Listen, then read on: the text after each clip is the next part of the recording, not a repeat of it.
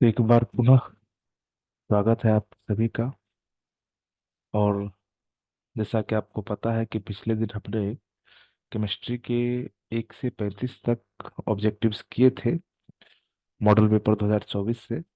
और आज हम प्रश्न संख्या 36 से शुरू करेंगे। तो वक्त न जाया करते हुए हम लोग देखते हैं। देखिए हमारा प्रश्न है, ये प्रश्न हमारा जो है आपके स्क्रीन पर है।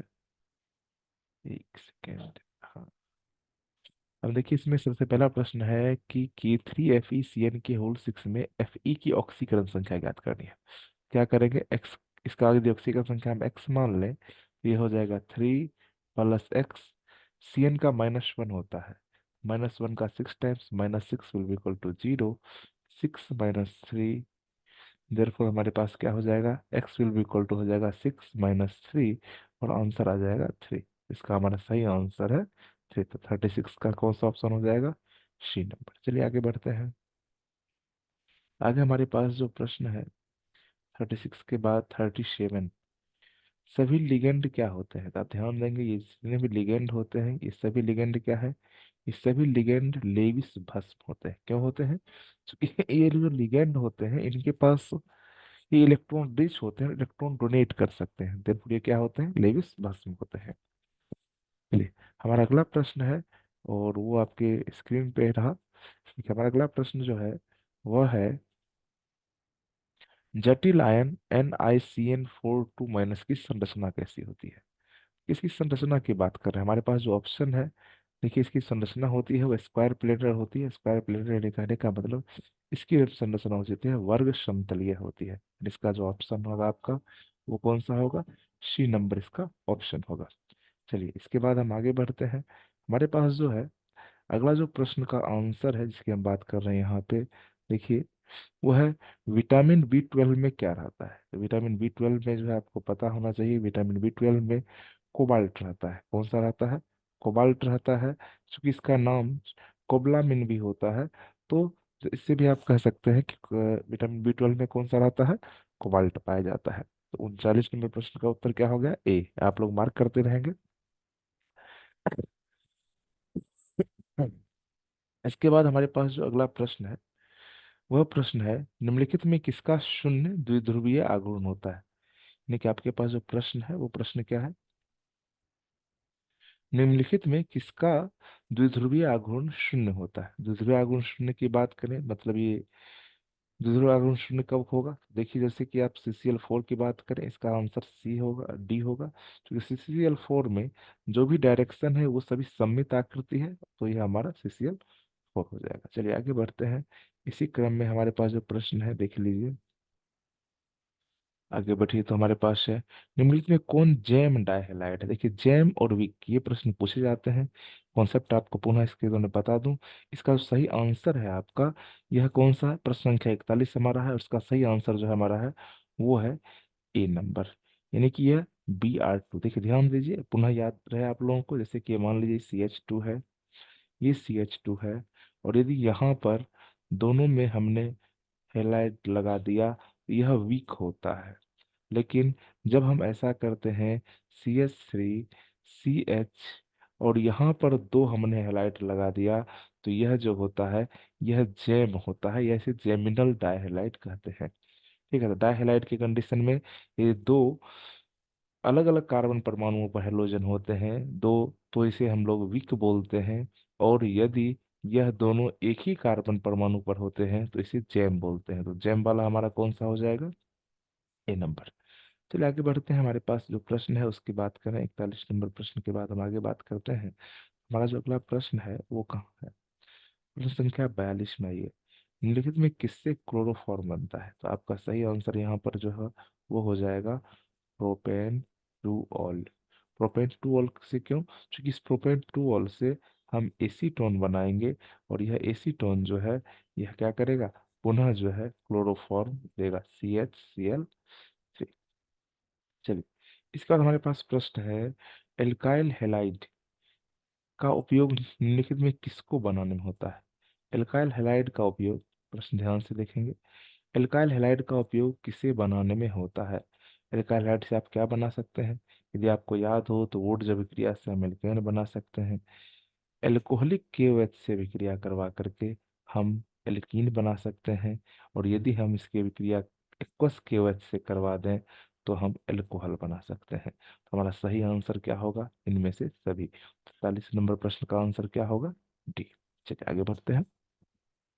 आप लोग मार्कित करते रहें या स्क्रीनशॉट ले लिया करें। आगे बढ़ते हैं। यह प्रश्न है, निम्नलिखित में सेकेंडरी अल्कोहल का होता है। सेकेंडरी अल्कोहल कहने का क्या मतलब?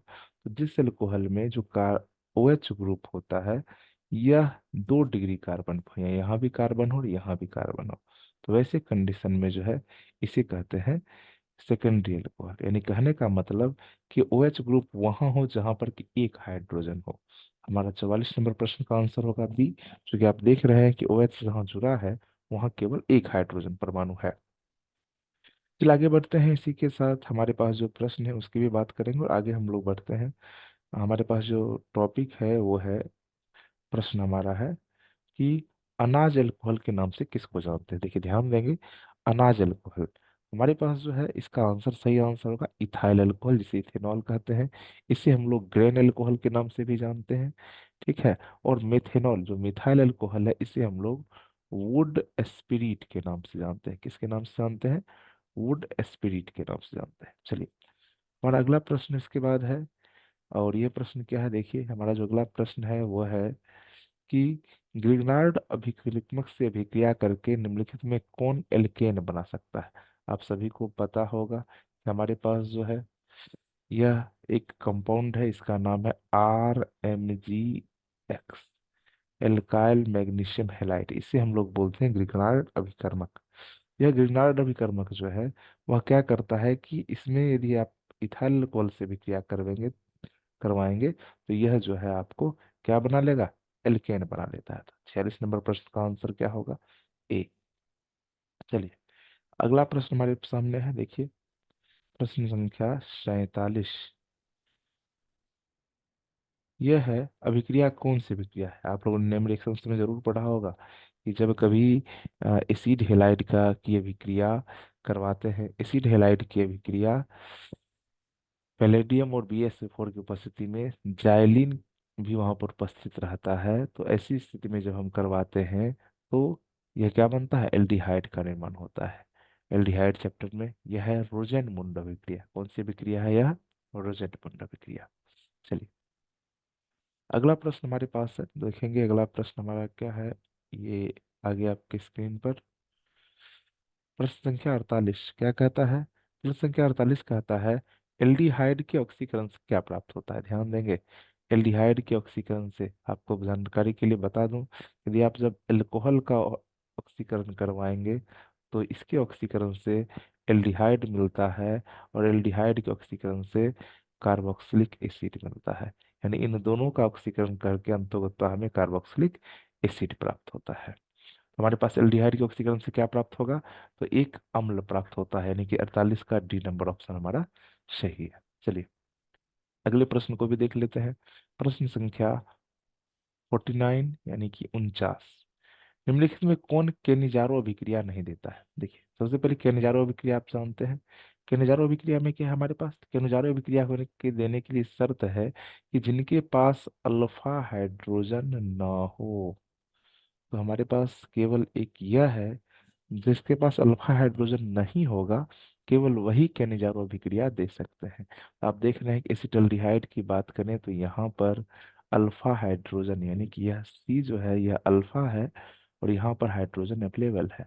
इसका मतलब है कि एसिटल्डिहाइड जो है यह केनिजारो अभिक्रिया नहीं देगा। तो हमारे पास 49 का प्रश्न का आंसर क्या हो जाएगा? बी। चलिए आगे बढ़ते हैं। हमारे पास अगला जो प्रश्न है उसको भी हम लोग देख लेते हैं। हमारे पास 50 नंबर प्रश्न है। देखिए प्रश्न क्या कह रहा है। प्रश्न कह रहा है, यूरोट्रोपिन यूरोट्रोपिन निम्नलिखित में इसकी किसकी अभिक्रिया अमोनिया से करवाने पर बनता है? चलिए बहुत सिंपल प्रश्न है, इसका जवाब भी जरूर जान लीजिए। हमारे पास यह फॉर्मल्डिहाइड है, और इस फॉर्मल्डिहाइड की अभिक्रिया यदि हम करवा दें अमोनिया से तो हमें जो मिलता है वो मिलता है यूरोट्रोपिन। यूरोट्रोपिन जो है यह हमें मिलता है कब? जब फॉर्मल्डिहाइड की अभिक्रिया हम लोग अमोनिया से करवाते हैं तो हमें मिलता है यूरोट्रोपिन। चलिए, हमारे पास इसका 50 का हो गया, ऑप्शन हो गया बी। अब इसके बाद आगे बढ़ते हैं, हमारा अगला प्रश्न कहाँ है? अगला प्रश्न हमारा है, देखिए अगला प्रश्न हमारा है, वो रहा प्रश्न संख्या 51। निम्नलिखित में कौन सा सूत्र ईस्टर को व्यक्त करता है? बहुत सिंपल सा जवाब है कि ईस्टर को व्यक्त करता है। ईस्टर के लिए हमारे पास है RCOOR। यह हमारा कार्बोक्सिलिक एसिड है, यह RCOR है, यह कीटोन है, यह ईथर है, और यह हमारा ईस्टर है। चलिए आगे बढ़ते हैं हम लोग। हमारा जो प्रश्न है, प्रश्न संख्या 52, क्या कहता है इसको देखते हैं। प्रश्न संख्या 52, देखिए, फॉर्मिक अम्ल एवं फॉर्मल्डिहाइड को निम्नलिखित में से किसके द्वारा विभेद किया जा सकता है? बड़ा सिंपल सा जवाब है, इसका आंसर हो जाएगा हमारे पास NaHCO3, क्योंकि यह एक सोडियम बाइकार्बोनेट है। और इसका रिएक्शन जब आप करवाइएगा फॉर्मिक एसिड से, तो यह जो है रिएक्शन करके क्या देगा? कार्बन डाइऑक्साइड गैस रिलीज करेगा। लेकिन ये फॉर्मल्डिहाइड के साथ ऐसा रिएक्शन नहीं होता है। तो यह 52 का हमारा ऑप्शन क्या हो गया? Option number D. प्रश्न संख्या 53 की बात करते हैं। 53 की बात करें तो निम्नलिखित में कौन सबसे सबल अम्ल है? जरा सा इसके लिए, हाँ, सबल अम्ल की बात करें तो सबसे पहले देखिए, इसमें सबसे सबल अम्ल जो है वह होता है Cl3C/COH। अब आपके मन में प्रश्न आएगा क्यों? क्योंकि आप देखिए यहाँ पर COH जो है एक वीक एसिड है, क्योंकि यहाँ पर जो ये CH3 केवल लगा हुआ है, कोई भी इलेक्ट्रॉन विड्रॉइंग ग्रुप यहाँ पर लगा हुआ नहीं है। और उसी प्रेरणिक प्रभाव के कारण हमारे पास ये डी वाला जो है, यह सबसे अधिक सबल अम्ल है। चलिए हमारे पास अगला प्रश्न आएगा। इसके बाद हमारे पास अगला जो प्रश्न है वो भी काफी अच्छा रोचक प्रश्न है। देखिए, निम्नलिखित में कौन सबल अवकारक है? अवकारक कौन होता है जो जल्दी ऑक्सीकृत हो जाता है? तो यहाँ पर हमारे पास सबसे जल्दी ऑक्सीकृत होने वाला जो है, उसका नाम है, कौन सा है हमारे पास? हमारे पास जो सबसे जल्दी ऑक्सीकृत हो जाता है वह है मेथेनोइक अम्ल। यह बहुत जल्दी ऑक्सीकृत होकर के कार्बन डाइऑक्साइड, यह जो है पहले कार्बोनिक अम्ल देता है, फिर इसके बाद कार्बन डाइऑक्साइड में बदल सकता है। हमारे पास सबसे सबल अवक्षीकारक कौन होता है? मेथेनोइक अम्ल। आप सभी स्क्रीनशॉट लें या इसका आंसर मार्क कर लें अपनी कॉपी पर। आगे बढ़ते हैं, हमारे पास जो अगला प्रश्न है आप लोगों के लिए, बहुत सिंपल सा प्रश्न है, यह आपके मॉडल पेपर का। निम्नलिखित में किसके द्वारा कार्बोक्सिलिक अम्लों को सीधे प्राइमरी अल्कोहल में बदला जा सकता है? बहुत सिंपल आंसर है इसका, लिथियम एल्युमिनियम हाइड्राइड। यदि इसका आप इस्तेमाल करते हैं तो यह डायरेक्टली किस में होगा? यानी COOH ग्रुप का जो होगा वह डायरेक्ट अल्कोहल में बदल जाएगा। चलिए अगला हमारा जो है प्रश्न है, जिसकी बात हम कर रहे हैं आपके सामने, बहुत सिंपल सा प्रश्न हमारा है। ये क्या है देखिए, प्रश्न संख्या 56।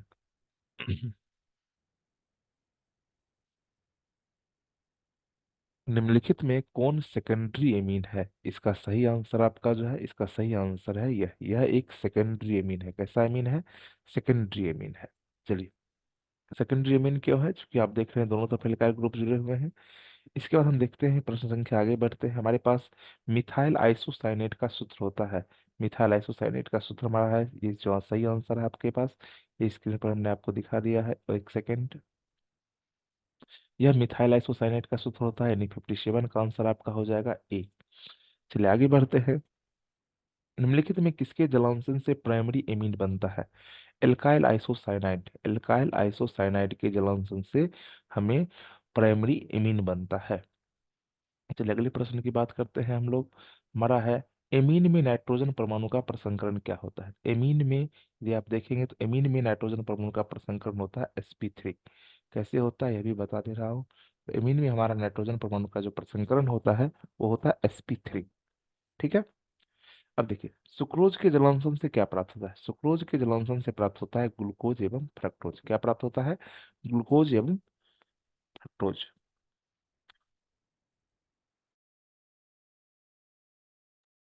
चलिए आगे देखिए, एस्कॉर्बिक अम्ल क्या है? एस्कॉर्बिक अम्ल जो है यह एक विटामिन है। एस्कॉर्बिक अम्ल क्या है? यह एक विटामिन है। एस्कॉर्बिक अम्ल की बात करें तो क्या हो जाएगा, यह हमारा एक विटामिन है। चलिए आगे, तो हमारा 61 का आंसर क्या हो जाएगा? 61 का आंसर हो जाएगा ए। पुनः हम आगे बढ़ते हैं। हमारा जो अगला प्रश्न है वो आपके सामने रहा। 62, निम्नलिखित में कौन सेल के आनुवंशिक चरित्र को दर्शाता है? इसका आंसर आपका हो जाएगा डीएनए। डीएनए जो है यह सेल के आनुवंशिक चरित्र को दर्शाता है। ठीक है, यह हेरिडेटरी होता है। अगला प्रश्न आपका है वह प्रश्न संख्या 63। साबुन क्या है? आपको परिभाषा पता है, वसा अम्लों के सोडियम अथवा पोटासियम लवण को हम साबुन कहते हैं। तो हमारे पास जो है इसका आंसर हो जाएगा ऑप्शन नंबर सी। 63 का आंसर क्या हो जाएगा? सी। आप लोग नोट कर लें। इसके बाद हमारा प्रश्न है, निम्नलिखित में कौन प्राकृतिक बहुलक है? पॉलीथीन, बेकेलाइट और ब्यूनाएसिए मानव निर्मित है, संश्लेषित है। तो हमारे पास सही आंसर होगा प्रोटीन। तो हमारे पास इसका जो सही आंसर है वो है प्रोटीन। चलिए आगे बढ़ते हैं। हमारे पास सहबहुलक का उदाहरण है। सहबहुलक मतलब कि जिसमें एक से अधिक एकलक होते हैं। और यदि इसके आंसर की बात करें सहबहुलक का, तो हमारा आंसर हो जाएगा इसका 65 का बी। आप लोग नोट कर लें, 65 का हमारे पास जो आंसर होगा वो हो जाएगा बी। आगे बढ़ते हैं हम लोग। हमारे पास जो प्रश्न है, संघनन बहुलीकरण का उत्पाद। संघनन बहुलीकरण कहने का क्या मतलब? जिसमें जो है ढेर सारे एक ही एकलक जुड़ करके बड़े बहुलक का निर्माण करते हैं। तो इसका सबसे सही आंसर आपका होगा वो होगा, इसमें यदि बात करेंगे हमारे पास संघनन बहुलीकरण का जो उत्पाद होगा कंडेंसन पॉलीमर में यदि बात करें, जबकि एक होता है योगात्मक बहुलीकरण, एक होता है संघनन बहुलीकरण। तो संघनन बहुलीकरण का जो हमारे पास एग्जाम्पल होगा, इसे एक सेकेंड, प्रश्न पे आते हैं। हमारा प्रश्न है कि संघनन बहुलीकरण, संघनन बहुलीकरण क्या होता है? संघनन बहुलीकरण में होता है कि जब दो कोई चीज आपस में जुड़ती है और कोई सिंपल अणु का निराकरण होता है। तो इसमें हमारे पास जो ऑप्शन है, हमारा ऑप्शन हो जाएगा नायलॉन 66। यह एक कोपॉलीमर भी है और यह एक क्या कह सकते हैं कंडेंसेशन पॉलीमर भी है। नायलॉन 66 का आंसर होगा। चलिए आगे बढ़ते हैं। हमारे पास अगला प्रश्न है, निम्नलिखित में से किसका उपयोग एंटीपायरेटिक के रूप में होता है? एंटीपायरेटिक किसको कहते हैं? एंटीपायरेटिक की बात करें तो इस एंटीपायरेटिक कहने का क्या मतलब होता है? एंटीपायरेटिक मतलब जो बुखार में काम आवे, जो बुखार को कम करने में सहायता करता है। इसमें हमारे पास जो है इसका सही आंसर है पारासीटामोल। पारासीटामोल एक एंटीपायरेटिक और एनाल्जेसिक भी है, दोनों है। यह एंटीपायरेटिक है। चलिए आगे बात करते हैं। इसे हिंदी में ज्वरनाशी कहते हैं। और पारासीटामोल, एस्पिरिन ये सब एंटीपायरेटिक भी है और एनाल्जेसिक भी है। चलिए आगे बढ़ते हैं। हमारा जो प्रश्न है वो क्या है? टाइफाइड के इलाज के लिए किस एंटीबायोटिक का उपयोग होता है? बहुत फेवरेट क्वेश्चन है, बहुत अच्छा जवाब भी है इसका। क्लोरमफेनिकॉल एक से दवा है, इसका नाम है क्लोरमफेनिकॉल। और क्लोरमफेनिकॉल का इस्तेमाल हम लोग टाइफाइड के इलाज में या फिर आंत्रशोथ कहते हैं इसे, इसके इलाज में करते हैं। चलिए इसके बाद हमारे पास जो प्रश्न है वो है, भोपाल हादसे में जो विषैली गैस निकली थी उसका नाम था MIC, मिथाइल आइसोसाइनाइड। और इसका सही आंसर आपका होगा यह CH3NCO, सॉरी एक सेकेंड, हाँ मिथाइल आइसोसाइनाइड ये सही है आपका। इसका आंसर हो जाएगा, इसे हम लोग शॉर्ट में MIC भी बोलते हैं। चलिए आगे बढ़ते हैं। हमारे पास जो लास्ट प्रश्न है हमारा वो सामने रहा आपके। यह प्रश्न जो है, एक सेकेंड, ये प्रश्न यहाँ है और इस प्रश्न को देखते हैं। गेबेक्सिन क्या है? गेबेक्सिन इसको हम लोग शॉर्ट में BHC भी कहते हैं। और BHC का मतलब होता है बेंजीन हेक्सा क्लोराइड। तो इस तरह से हमने आपको कुल जो आपके मॉडल पेपर में 70 प्रश्न थे, पहले दिन हमने 1 से 35 तक के जवाब दिए और आज हमने 36 से लेकर के 70 तक प्रश्नों के जवाब आपको दे चुके हैं। इसी प्रकार हम लोग आगे भी आपसे साथ जुड़े रहेंगे। तब तक के लिए धन्यवाद।